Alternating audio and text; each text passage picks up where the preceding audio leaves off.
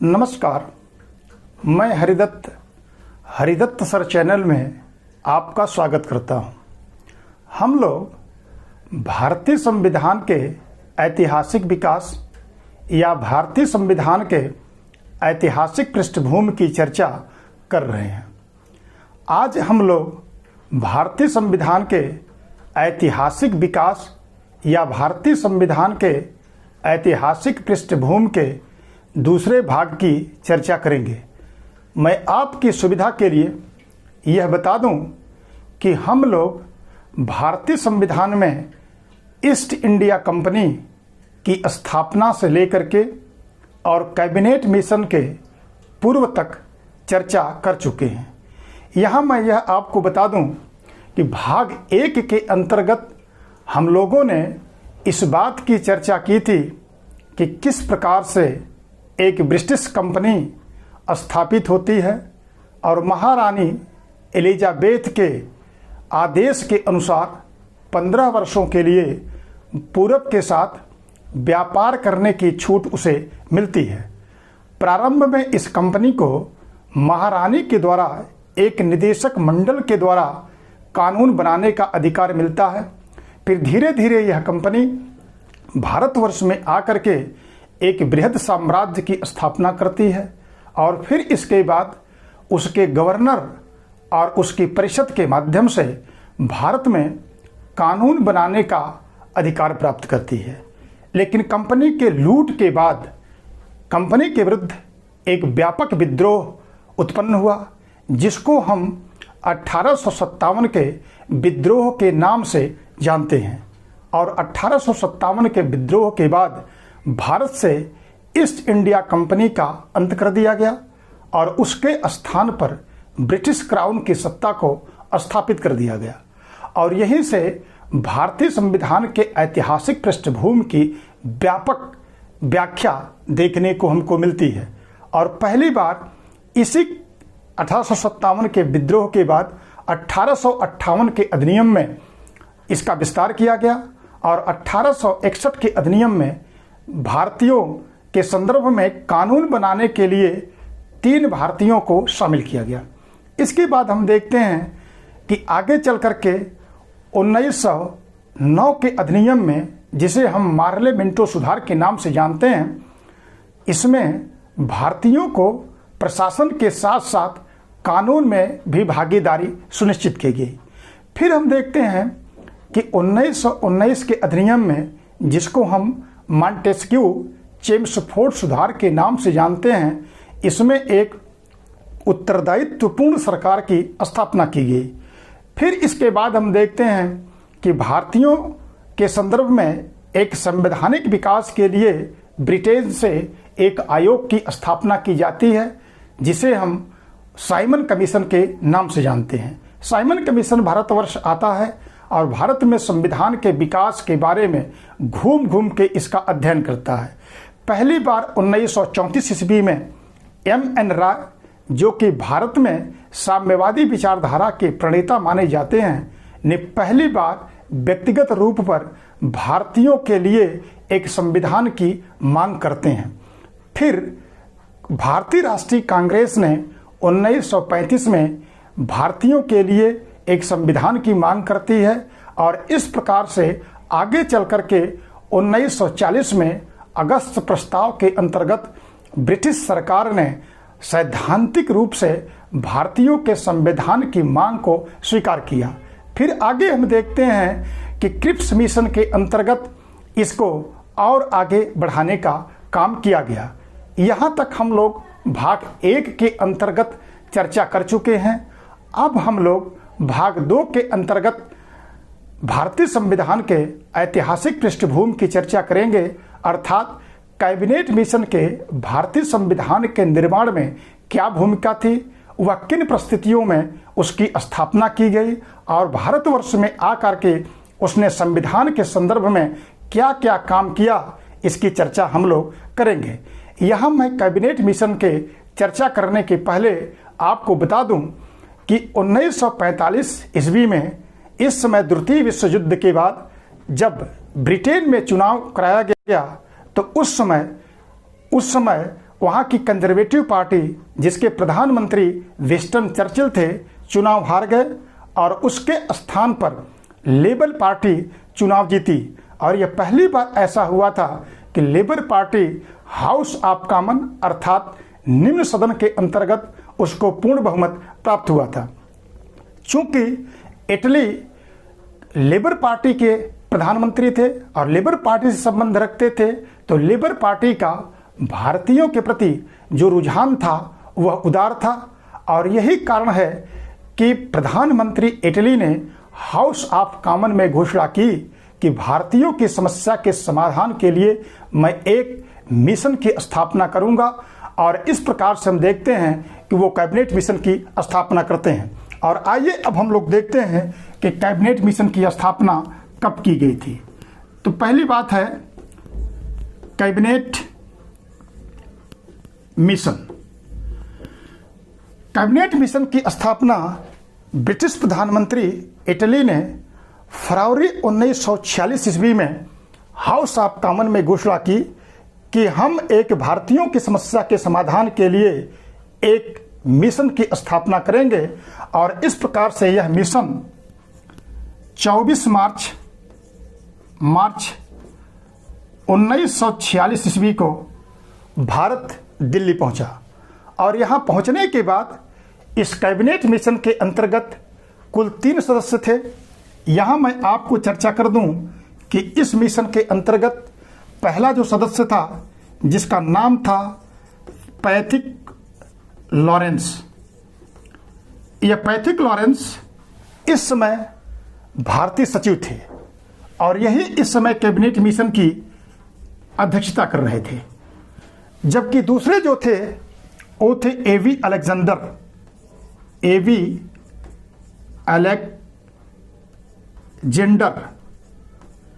और इस समय ये नौसेना प्रमुख थे, नौसेना प्रमुख थे। जबकि तीसरे जो सदस्य थे वो थे आपको स्टैफोर्ड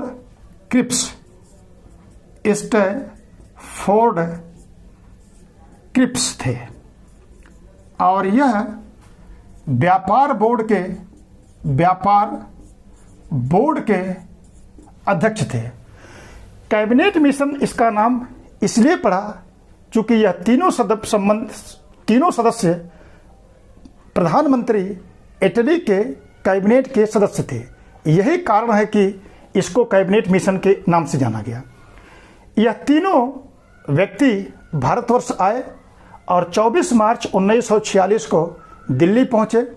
और उस समय इन लोगों ने 53 राजनीतिक पार्टियों से वार्ता की।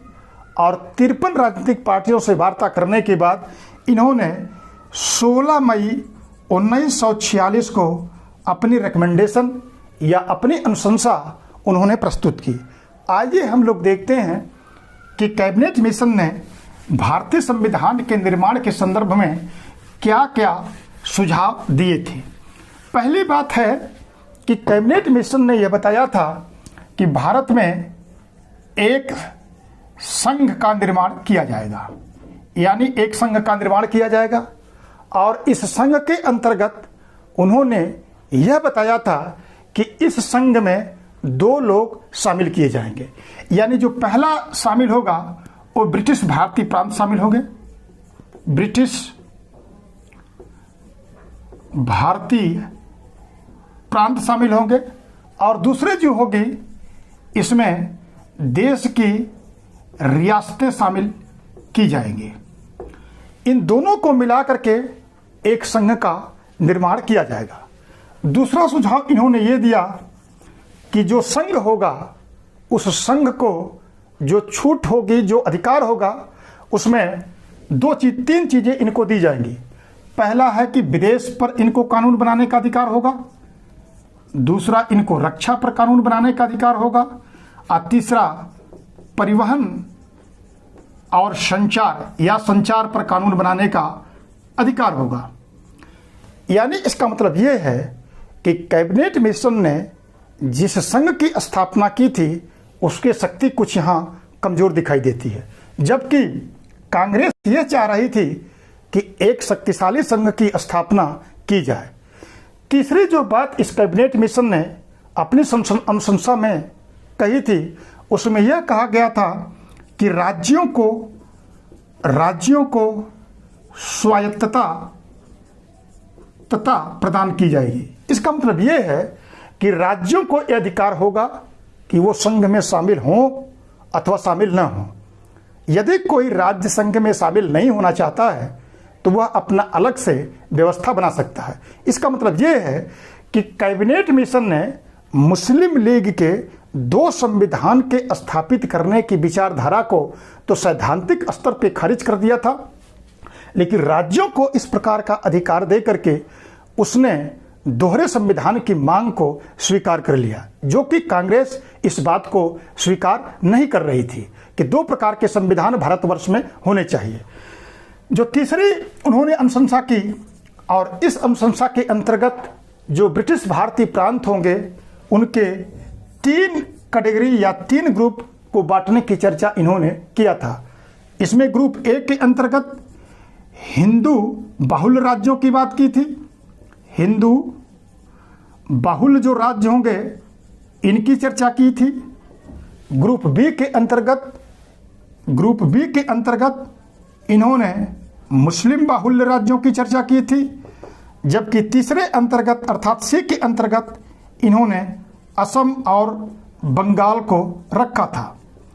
जो चौथी पॉइंट इन्होंने स्वीकार किया, जो सबसे महत्वपूर्ण बात थी जिसकी चर्चा हम लोग करने वाले हैं, इन्होंने कहा कि भारत में एक संविधान होगा और इस संविधान को निर्माण करने का अधिकार भारतीयों को होगा। तो मैंने आपको कैबिनेट मिशन के रिकमेंडेशन को ऊपर इसलिए पढ़ाया क्योंकि इससे बहुत अधिक सवाल बनते हैं। यही कारण मुझे ये लगा कि संविधान सभा को पढ़ाने के पूर्व मैं कम से कम आपको बता दूं कि कौन कौन से प्रावधान कैबिनेट मिशन के अंतर्गत शामिल किए गए थे। लेकिन आइए अब हम लोग संविधान सभा के बारे में या भारतीय संविधान के निर्माण के बारे में कैबिनेट मिशन ने क्या क्या आपको सुझाव दिया था, किस प्रकार के फीचर को उन्होंने पेश किया था, इसकी चर्चा हम लोग करते हैं। मैंने आपको बताया कि कैबिनेट मिशन ने भारत के अंतर्गत संविधान सभा की बात की और इन्होंने बताया था कि इस संविधान सभा के अंतर्गत कुल जो सदस्यों की संख्या होगी वो 389 सदस्य चुने जाएंगे और इस 389 सदस्यों में को उन्होंने 2 भागों में बांटा था। एक तो थे देसी रियासत, एक थी देसी रियासत, और इसके अंतर्गत उन्होंने कुल 93 सदस्यों के मनोनयन की बात की थी। इसका मतलब यह है कि संविधान सभा के अंतर्गत जो 389 सदस्य होंगे उसमें निर्वाचित और मनोनीत दोनों प्रकार के सदस्य होंगे। मनोनयन की जो प्रक्रिया होगी वो देसी रियासतों से होगी, उनकी कुल संख्या कितनी होगी? 93 होगी। जबकि शेष जो सदस्य थे या जिसको हम कह सकते हैं कि 296 जो सदस्य थे उनके निर्वाचन की बात उन्होंने किया और इनका निर्वाचन ब्रिटिश भारतीय प्रांतों 2 जगह से होगा। एक तो होगा ब्रिटिश भारतीय प्रांत और दूसरे जो है वो आयुक्त या चीफ ऑफ कमिश्नरी से होगा। इस 296 सदस्यों में ब्रिटिश भारतीय प्रांतों से कुल सदस्यों की जो संख्या होगी वो 292 निर्वाचित किए जाएंगे, जबकि आयुक्तों से जो संख्या होगी ये कुल 4 सदस्य यहाँ से निर्वाचित किए जाएंगे। अब मात्रा ये है कि जो आयुक्त थे, जो चीफ ऑफ कमिश्नरी थी, इनकी मैं चर्चा आपसे कर दूं। ये जो 4 थी इनको मैं यहाँ विवरण आपको दे रहा हूँ और यहाँ आप इसको देख लीजिए। पहला जो है वो है दिल्ली। जो चीफ ऑफ कमिश्नरी थी वो पहली दिल्ली थी, जबकि दूसरी अजमेर थी, तीसरी आपकी मारवाड़ थी, चौथा आपका कुर्ग और ब्रिटिश बलूचिस्तान था। इन चारों कमिश्नरियों से एक सदस्यों की नियुक्ति की बात आई थी। चूंकि निर्वाचन की प्रक्रिया मुझे आपको समझानी है तो यहाँ मैं आपको बता दूं, चूँकि इनका मनोनयन होना था, इनका कोई निर्वाचन नहीं था, या देशी रियासतों के राजा और महाराजा अपने तरफ से संविधान सभा के अंतर्गत किसी भी सदस्य को मनोनीत कर सकते थे। तो इसमें हमको बहुत ज़्यादा समझने की आवश्यकता नहीं है, लेकिन यहाँ पर हमको जो ब्रिटिश भारतीय प्रांत है इनके निर्वाचन की पद्धति के बारे में समझने की सख्त ज़रूरत है। आइए जरा हम लोग देखते हैं कि ब्रिटिश भारतीय प्रांत के अंतर्गत किस प्रकार के निर्वाचन की प्रक्रिया की बात इन्होंने किया था। तो कैबिनेट मिशन ने जो 292 सदस्यों या 296 सदस्यों के निर्वाचन की बात इन्होंने किया था, तो पहली बात कैबिनेट मिशन ने यह कहा था कि जो निर्वाचन होगा वो जनसंख्या की समानता के आधार पर होगा। जनसंख्या की समानता के आधार पर होगा। इसका मतलब ये है कि संविधान सभा के अंतर्गत क्षेत्र की समानता को उन्होंने खारिज कर दिया, जैसा कि अमेरिका में होता है। अमेरिका के प्रत्येक स्टेट से 2 सदस्य चुन करके आते हैं, चाहे वह कितनी जनसंख्या हो। लेकिन भारतवर्ष में जो संविधान सभा का निर्माण हुआ उसमें जनसंख्या की समानता के आधार पर निर्धारित किया गया, और इसके अंतर्गत एक संविधान सभा का जो सदस्य था वो 10 लाख जनसंख्या का प्रतिनिधित्व कर रहा था। दूसरी बात यह है कि जितने भी राज्य थे, अर्थात जो 11 ब्रिटिश भारतीय प्रांत थे, इन भारतीय प्रांतों से किस प्रांत से कितने संविधान सभा के सदस्य आएंगे वह उसकी जनसंख्या पर निर्भर करेगा। यानी जिस राज्य की जनसंख्या जितनी अधिक होगी वहां से उतने अधिक सदस्य आएंगे। यही कारण है कि उस समय प्रत्येक प्रांत से संविधान सभा में सदस्यों की संख्या समान नहीं थी। जो आज भी वर्तमान में उत्तर प्रदेश है उसको उस समय संयुक्त प्रांत के नाम से जानते थे। यही कारण है कि संयुक्त प्रांत में उस समय संविधान सभा में कुल 55 सदस्यों को निर्वाचित किया गया था। तीसरी बात यह है कि संविधान सभा के अंतर्गत जो निर्वाचन किया गया था वो अप्रत्यक्ष प्रणाली के माध्यम से अप्रत्यक्ष निर्वाचन प्रणाली को स्वीकार किया गया था।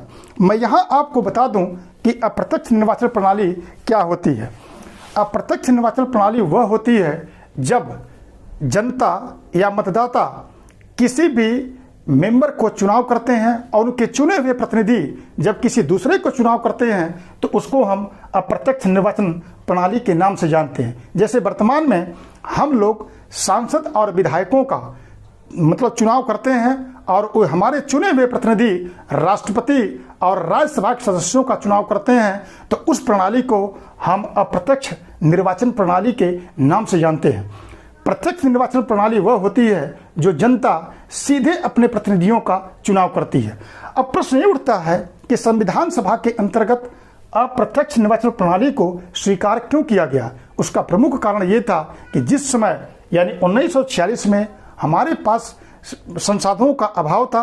यदि हम संविधान सभा के अंतर्गत प्रत्यक्ष निर्वाचन प्रणाली को लागू करते तो एक लंबी प्रक्रिया से हमको गुजरना पड़ता, जो उस समय ठीक नहीं था। यही कारण है कि हमारे संविधान के निर्माताओं और कैबिनेट मिशन के अंतर्गत इस बात को स्वीकार किया गया कि यह जो निर्वाचन होगा संविधान सभा का वो अप्रत्यक्ष होगा। अब प्रश्न ये उठ रहा था कि इस संविधान सभा के अंतर्गत कौन से ऐसे सदस्य होंगे जो अप्रत्यक्ष निर्वाचन प्रणाली के माध्यम से संविधान सभा के सदस्यों का निर्वाचन करेंगे। तो इसमें यह माना गया कि जो आपके प्रांत होगी और उस प्रांत के विधायिका के जो सदस्य होंगे जिसका जनता ने निर्वाचन किया था, वही सदस्य मिल करके संविधान सभा के सदस्यों का निर्वाचन करेंगे। और इसके अंतर्गत देखते हम हैं कि संविधान सभा के अंतर्गत वयस्क मताधिकार को स्वीकारा नहीं किया गया था। उसका कारण क्या है? उसका कारण यह है कि इस समय तक वयस्कों को मताधिकार प्राप्त नहीं था। यानी 15% लोग चुनाव में भाग ले सकते थे, यानी जो कर पेड करते थे, जो शिक्षित हैं, जो जमींदार हैं, जो पूंजीपति हैं, उन्हीं को वोटिंग करने का अधिकार प्राप्त था। यही कारण है कि संविधान सभा के अंतर्गत वयस्क मताधिकार को स्वीकार नहीं किया गया था। अब जहां तक प्रांतों के अंतर्गत संविधान सभा के अंतर्गत होने वाले चुनाव की बात है, तो इसमें सांप्रदायिकता को भी जगह मिली थी। और इस सांप्रदायिकता के अंतर्गत हम यह देखते हैं कि 3 क्षेत्रों में बांटा गया था। एक तो मुस्लिम, दूसरे सिख और तीसरे में अदरक को शामिल किया गया था। तो इस प्रकार से हम देखते हैं, चूंकि ये जो सारी प्रक्रिया है इससे बहुत अधिक सवाल यूपीएससी के अंतर्गत पूछते हैं और कूट करके पूछते हैं, इसलिए इसको आप लोग ध्यान से रखेंगे। कई बार मुझे सवाल ऐसे मिल चुके हैं जो इनसे सवाल आपसे यूपीएससी के अंतर्गत पूछे गए हैं। अब माजरा ये है कि जो प्रक्रिया थी उसको हम समझ गए, कितने सदस्य थे उनको समझ गए। अब आगे आइए हम लोग देखते हैं कि संविधान सभा के अंतर्गत जब निर्वाचन हुआ तो निर्वाचन के अंतर्गत कौन कौन सी पार्टियां कितनी कितनी सीटों पर चुनाव जीती थी। यदि इस बात की चर्चा मैं आपसे करूं तो संविधान सभा का जो निर्वाचन था वो आपका जुलाई और अगस्त के अंतर्गत हुआ था। जुलाई और अगस्त के अंतर्गत हुआ था और इस चुनाव के अंतर्गत दो पार्टियों ने मुख्य रूप से चुनाव में अपनी भूमिका निभाई थी। कुल 296 सदस्यों में से 208 सदस्यों पर कांग्रेस विजय रही, 73 पर मुस्लिम लीग विजय रही, जबकि 15 पर अन्य लोग चुनाव या निर्दलीय चुनाव जीते थे। अब माजरा ये था कि संविधान सभा के अंतर्गत जो चुनाव हुआ था उसमें कांग्रेस को एक तरफा बहुमत मिला था और एक तरफा बहुमत मिलने के परिणाम स्वरूप मुस्लिम लीग उसके इस विजय से खिन्न हो गई और यही कारण है कि इन्होंने संविधान सभा और आंतरिक गवर्नमेंट में भाग लेने से साफ साफ मना कर दिया। जब इस कैबिनेट मिशन के अंतर्गत आंतरिक सरकार के बनाने की बात आई, जब पैट्रिक लॉरेंस से इस बात को कांग्रेस ने डिमांड की कि हमको आंतरिक गवर्नमेंट बनाने का अधिकार दिया जाना चाहिए, जैसे उन्होंने इस बात को स्वीकार किया, मुस्लिम लीग ने कांग्रेस का घोर विरोध करना शुरू कर दिया। और इस समय हम देखते हैं कि मुस्लिम लीग के प्रमुख मोहम्मद अली जिन्ना ने पाकिस्तान की डिमांड कर रहे थे और उन्होंने संविधान सभा और आंतरिक गवर्नमेंट दोनों में भाग लेने से साफ साफ मना कर दिया और इसका विरोध शुरू कर दिया। और इस प्रकार से देखते हैं कि जिन्ना ने सांप्रदायिकता का सहारा लिया और उन्होंने एक नारा दिया कि लड़ कर लेंगे पाकिस्तान। और इस प्रकार से देखते हैं कि देश हमारा एक सांप्रदायिकता की आग में जलने लगा। और उस समय बंगाल के मुख्यमंत्री अब्दुल्ला सोहरावर्दी ने पश्चिम बंगाल के अंतर्गत सांप्रदायिकता की आग को फैलाया और कांग्रेस के लीडर अबू कलाम आज़ाद ने अपनी पुस्तक इंडिया विंस फ्रीडम के अंतर्गत उन्होंने हिंदुओं पर होने वाले कत्ल की व्यापक चर्चा की है। लेकिन समय बीतने के साथ साथ इसमें थोड़ी सी कमी आई और इस प्रकार से संविधान सभा की बैठक प्रारंभ हुई। आइए हम लोग देखते हैं कि कैबिनेट मिशन के अंतर्गत जो सुझाव हुआ था और जो कांग्रेस ने चुनाव जीता था संविधान सभा के अंतर्गत, संविधान सभा की बैठक कब और कैसे प्रारंभ की गई। तो हम देखते हैं कि संविधान सभा की जो बैठक है वो प्रारंभ हुई और पहले संविधान सभा की जो बैठक है वो 9 दिसंबर 1946 को प्रारंभ हुई। 9 दिसंबर 1946 को प्रारंभ हुई और फ्रांस के संविधान सभा के बाद यहाँ के सबसे वरिष्ठ सदस्य डॉक्टर सच्चिदानंद सिन्हा को इस संविधान सभा का अस्थायी अध्यक्ष नियुक्त किया गया। और इस सच्चिदानंद सिन्हा के नाम का जो प्रस्ताव था वो उस समय के कांग्रेस के लीडर आचार्य कृपलानी ने किया था, जबकि दूसरे दिन संविधान सभा की जो दूसरी बैठक थी वह 11 दिसंबर 1946 को प्रारंभ की गई। और इस समय संविधान सभा की बैठक की अध्यक्षता करने के लिए डॉक्टर राजेंद्र प्रसाद को नियुक्त किया गया और इनके नाम का जो प्रस्ताव था वो मौलाना अबुल कलाम आज़ाद ने रखा था, जबकि उसका अनुमोदन आचार्य कृपलानी ने किया था। और इस प्रकार से हम देखते हैं कि 13 दिसंबर 1946 ईस्वी को पंडित नेहरू ने भारतीय संविधान के जो उद्देश्य और जो आधारभूत संरचना थी उसको संविधान सभा के सामने प्रस्तुत किया। और इस प्रकार से देखते हैं कि 22 जनवरी 1947 ईस्वी को संविधान सभा के इस प्रस्ताव या इस उद्देशिका को स्वीकार कर लिया गया। लेकिन इसी बीच हम देखते हैं कि लॉर्ड माउंटबेटन भारत के गवर्नर जनरल बनकर के आते हैं। मुस्लिम लीग की निरंतर मांग थी कि हमें एक अलग देश पाकिस्तान चाहिए, हमें एक अलग संविधान चाहिए, और यही कारण है कि लॉर्ड माउंटबेटन ने भारतवर्ष आकर के 3 जून 1947 को भारत के विभाजन के संदर्भ में अपना एक प्रस्ताव रखा, जिसको हम लॉर्ड माउंटबेटन या माउंटबेटन योजना के नाम से जानते हैं। जब इस बात को स्वीकार कर लिया गया तो इसे पारित करने के लिए ब्रिटिश संसद के पास भेजा गया, और इस प्रकार से हम देखते हैं कि ब्रिटिश संसद ने भारत और पाकिस्तान को स्वतंत्रता देने के लिए एक अधिनियम पारित किया, जिसे हम स्वतंत्रता अधिनियम 1947 के नाम से जानते हैं। और इस अधिनियम के अंतर्गत कुछ संविधान सभा को छूटें प्रदान की गई, और इस छूटों के अंतर्गत यह तय किया गया कि संविधान सभा अब किसी के अधीन नहीं है, बल्कि वह अपने हिसाब से कानून को बना सकती है। यानी यदि संविधान सभा जो जिस प्रकार के कानून चाहती है उस प्रकार के कानून को बना सकती है। यदि कोई ऐसा कानून जो ब्रिटिश संसद द्वारा बनाए गए जो कानून है अगर उसको लागू करना नहीं चाहती है तो वह स्वतंत्र है कि वह अपने इस संविधान सभा से या संविधान से उसको बाहर कर सकती है। दूसरे प्रस्ताव के अंतर्गत यह था, चूंकि संविधान सभा संविधान का निर्माण कर रही थी, तो चूंकि इसको कानून बनाने का अधिकार था, तो इसका मतलब यह है कि इसको विधायिका का रूप भी प्रदान कर दिया गया। इसका मतलब यह है कि संविधान सभा इस समय 2 काम कर रही थी। एक तो संविधान निर्माण की काम कर रही थी, दूसरे कानून बनाने का निर्माण कर रही थी। तो इस प्रकार से हम देख रहे हैं कि उस समय विधायिका की बात चल रही थी। चूंकि संविधान सभा के अस्थायी अध्यक्ष डॉक्टर राजेंद्र प्रसाद को बनाया गया था, तो इसी समय हम देखते हैं कि 17 नवंबर 1947 ईस्वी को इस विधायिका की अध्यक्षता करने के लिए जीवी मावलंकर को इसके अध्यक्ष बनाया गया। मैं यहां आपको बता दूं कि जो जीवी मावलंकर हैं ये पहले ऐसे लोकसभा स्पीकर हैं जिनके खिलाफ अविश्वास प्रस्ताव लेकर के आया गया था। इस अविश्वास प्रस्ताव को 1952 में लेके आया गया था, लेकिन यह विश्वास प्रस्ताव पारित नहीं हुआ था और पहले ही जीवी मावलंकर ने अपने पद से इस्तीफा दे दिया था।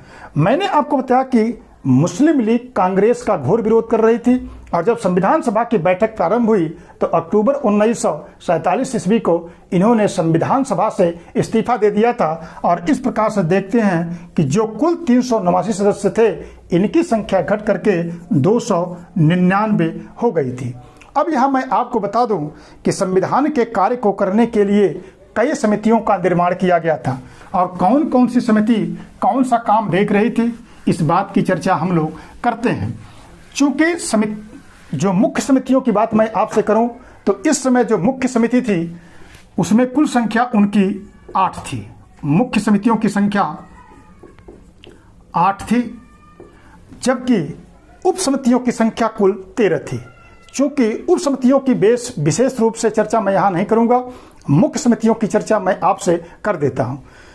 पहले जो समिति थी वो आपकी संघ संविधान समिति थी।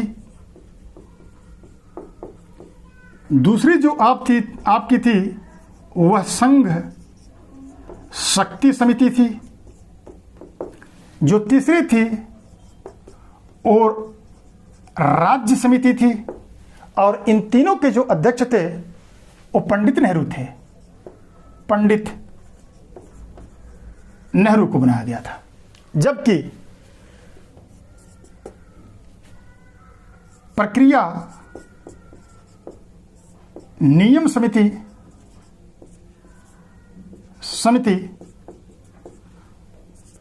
और संचालन समिति, इसकी जो अध्यक्षता थी वो डॉक्टर राजेंद्र प्रसाद कर रहे थे। राजेंद्र प्रसाद कर रहे थे। जबकि राज्य संविधान समिति संविधान समिति, मौलिक अधिकार, अल्पसंख्यक समिति, इन दोनों समितियों की जो अध्यक्षता थी वो सरदार पटेल कर रहे थे। सरदार पटेल कर रहे थे। जो 8वीं समिति थी, जिसको हम प्रारूपी समिति के नाम से जानते हैं, उसकी अध्यक्षता डॉक्टर अंबेडकर साहब कर रहे थे। चूंकि इन समितियों के बारे में चर्चा करने की आवश्यकता हमको विशेष रूप से नहीं है, लेकिन प्रारूपी समिति की व्यापक चर्चा मुझे करने की आवश्यकता है, इसलिए मैं यहाँ आपको प्रारूपी समिति के बारे में बताने की कोशिश कर रहा हूँ। और इस समिति से बहुत सारे सवाल आपसे पूछे जाते हैं।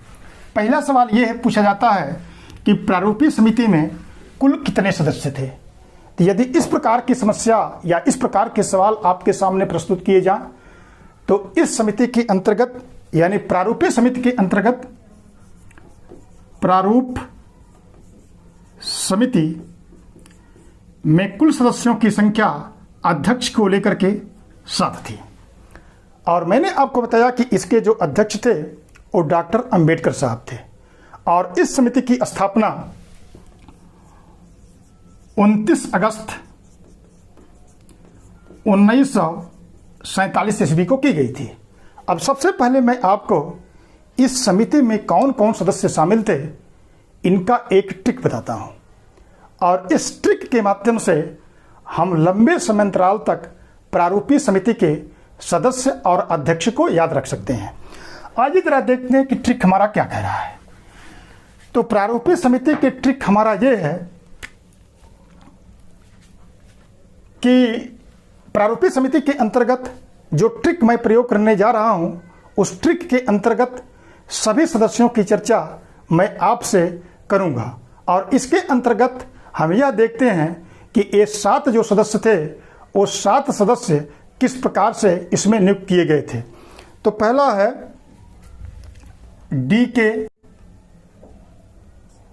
डीके से गोपाल कहा कृष्ण की मां आई है। कृष्ण की मां आई है। अब पहला डीके, तो पहला जो सदस्य थे वो डीपी खेतान थे। दूसरे जो सदस्य हैं वो के हैं, तो दूसरे हैं के एम मुंशी। तीसरे जो है से सैयद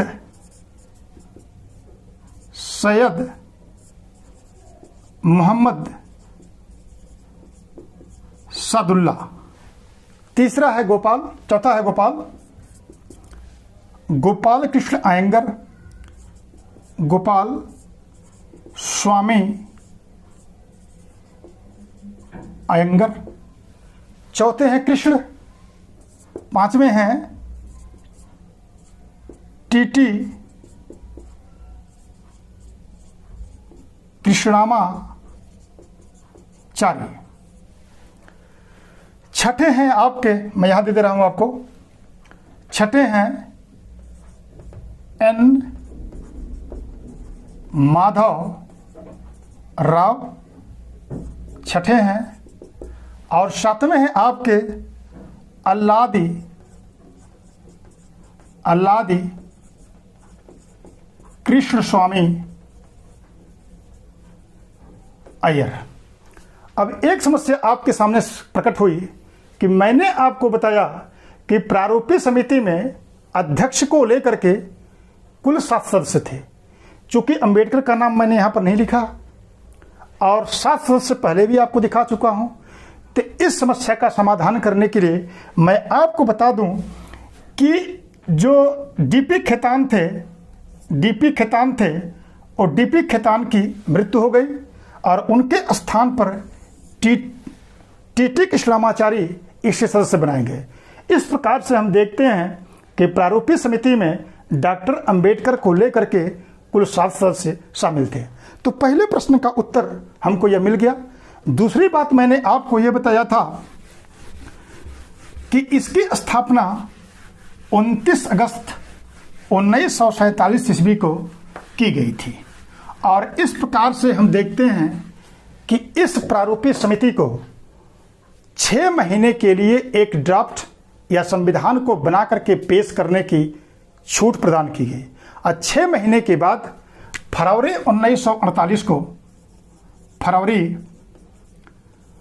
1948 ईस्वी को इस प्रारूपीय समिति ने एक संविधान के ड्राफ्ट को बना करके पहली बार जनता के सामने पेश किया।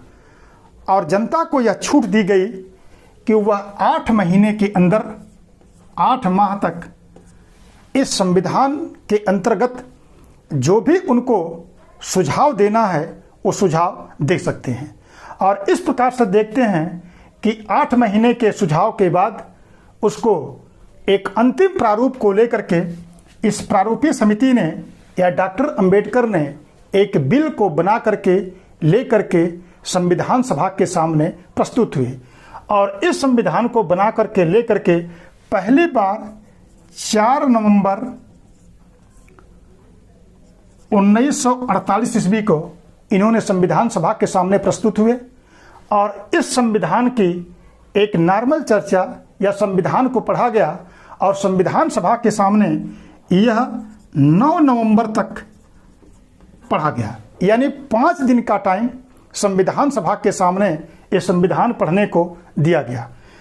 इसके बाद दूसरी बार डॉक्टर अंबेडकर ने अपना संविधान का एक बिल लेकर के जिसको कि संविधान सभा के सामने 4 नवंबर से 9 नवंबर के बीच रखा गया था, उसको लेकर के उपस्थित हुए।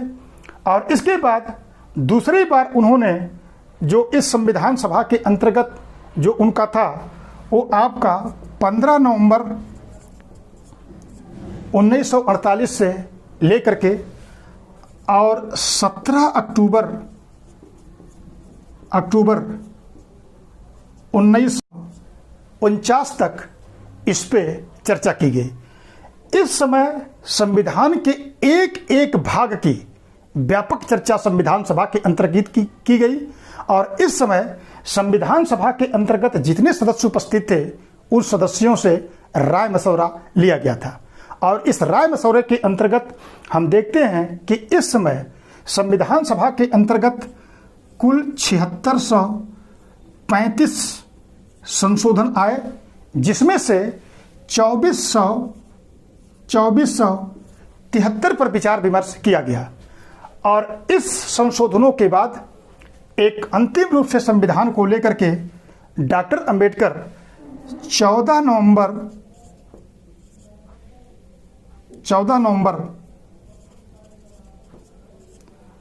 1949 को लेकर के प्रस्तुत हुए। और इसी समय उन्होंने the constitution aged assembly by past के रूप से उन्होंने संविधान को लेकर के उपस्थित हुए। और इस प्रकार से हम देखते हैं कि 26 नवंबर 1949 को इस संविधान को स्वीकार कर लिया गया। और इस प्रकार से हम देखते हैं कि इसी दिन हमारे संविधान को 26 नवंबर 1949 को जो डॉक्टर अंबेडकर ने संविधान को प्रस्तुत किया था और उस संविधान को स्वीकार कर लिया गया। और इसी की चर्चा हमारे संविधान के प्रस्तावना में किया गया है। चूंकि पूर्ण रूप से संविधान को 26 जनवरी 1950 को लागू किया गया, क्योंकि इस दिन का एक ऐतिहासिक महत्व था।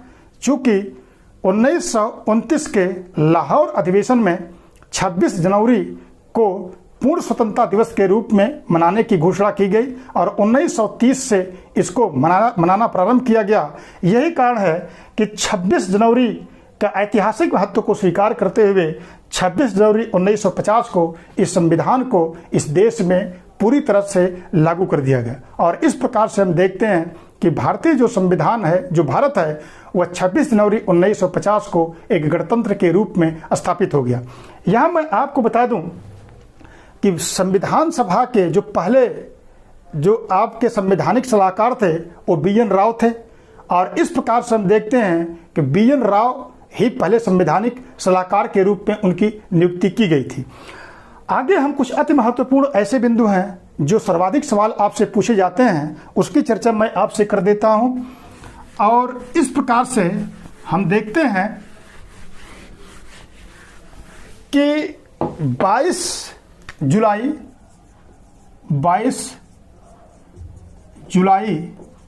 1947 ईस्वी को भारत के ध्वज को स्वीकार किया गया। मई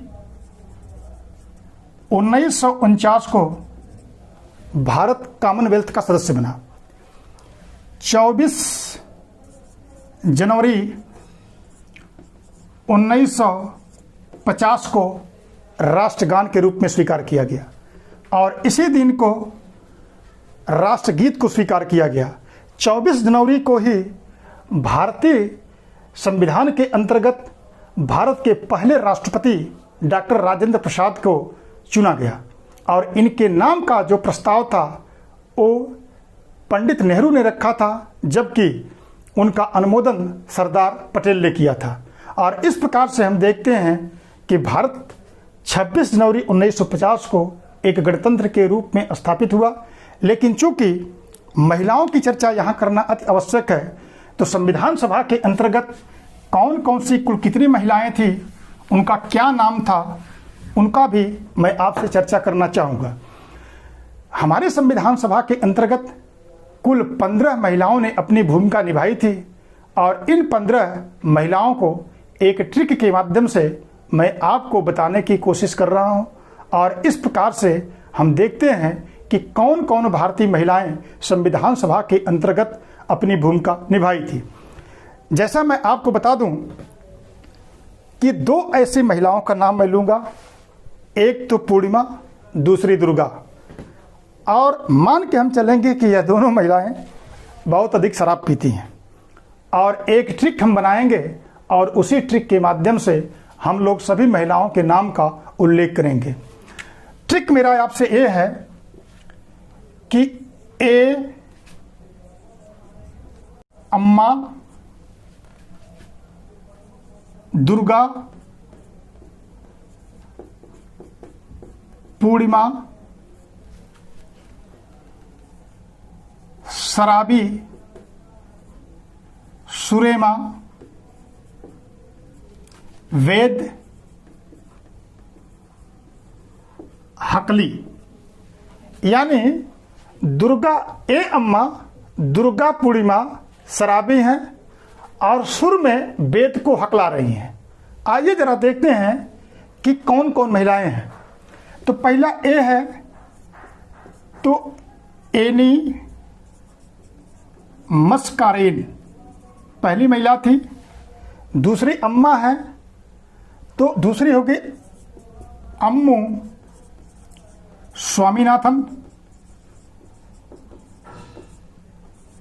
तीसरा है दुर्गा, तो तीसरा हो गया दुर्गा बाई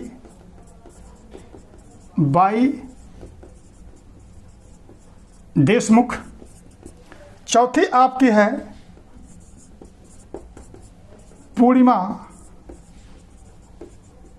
बनर्जी। पांचवा जो आपका है वो है सरोजनी नायडू।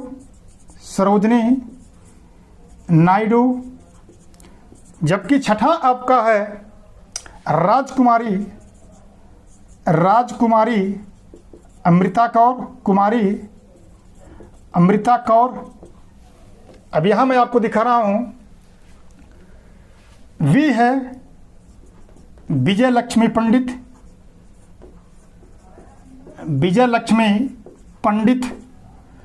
आठवीं आपकी है सुचेता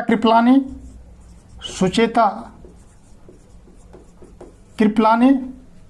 नौवीं है रेणुका रे। 10वीं है मालती चौधरी।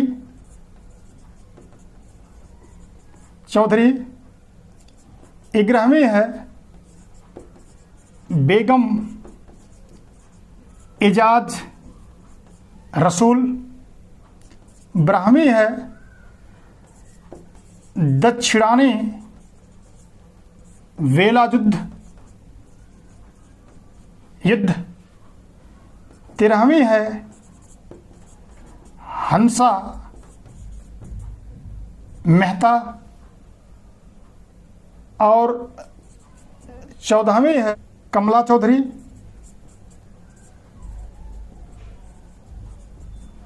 अब 15वीं है लीला राय। इस प्रकार हम देखते हैं कि भारतीय संविधान में इन महिलाओं की महत्वपूर्ण भूमिका थी और संविधान बनकर के जब तैयार हुआ तो उस समय भारतीय संविधान में कुल 395 अनुच्छेद, 8 अनुसूचियां और इसके बाद 22 भाग शामिल किए गए। मुझे विश्वास है कि आज का यह एपिसोड आपको बहुत पसंद आया होगा, इसलिए आप लोग मेरे चैनल को सब्सक्राइब करिए, शेयर करिए। आप लोगों का बहुत बहुत धन्यवाद।